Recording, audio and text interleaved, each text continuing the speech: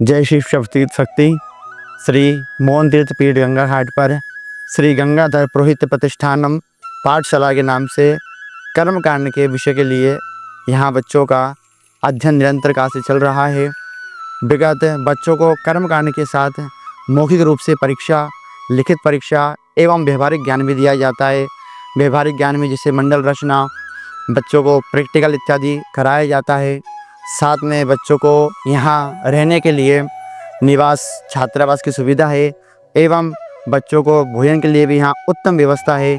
शुद्ध जल है, बच्चों को खेलने के लिए मैदान की व्यवस्था यहाँ पे दी गई है।